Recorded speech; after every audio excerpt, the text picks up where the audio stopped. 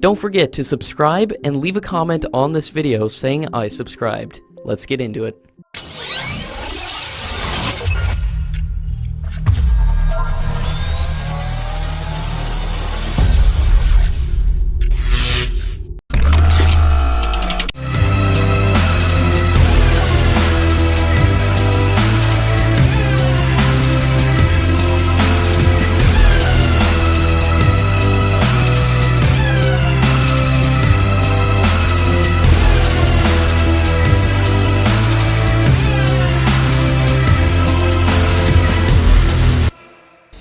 Recently, the Indian Army had asked for 93 improvements in the Arjun tank, which includes the laser protection suite and improved armored protection for the vehicle.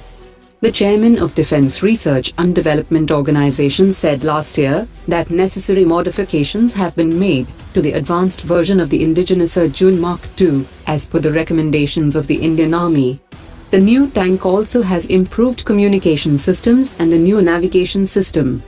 The Mark II version has outclassed the T-90 during comparative trials. The Arjun Mark II has a 1,400 horsepower engine as compared to 950 horsepower engine of the T-90. The Indian Army has shown confidence in the performance of the MK2 variant and will acquire more of them as they become available. From 9th to 12th February, Prime Minister Modi will be visiting 3 countries in the West Asia and Gulf region, including Oman, Palestine, and the United Arab Emirates.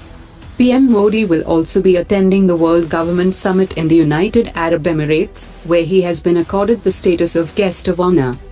The United Arab Emirates is a key source of energy for India, as well as investments. After a Chinese nuclear submarine was discovered by the Japanese Navy near the East China Sea, military experts say that it could be too easy to detect Chinese submarines. According to military experts, the early and long exposure of its underwater trajectory suggests that the vessel is not as quiet as it should be, as it was followed for 2 days by the Japanese Navy. Once a submarine has been exposed, and its unique acoustics have been recorded, it puts them at a great disadvantage. A new thermal spray coating technology, which is developed by an Indian researcher, which is used for gas turbine engine in spacecrafts, has caught the attention of the National Aeronautics and Space Administration. Dr. Taylor, an Indian scientist, have developed the controlled segmented zirconia plasma sprayed coating technology, which could reduce the cost of thermal spray coating by almost 50%.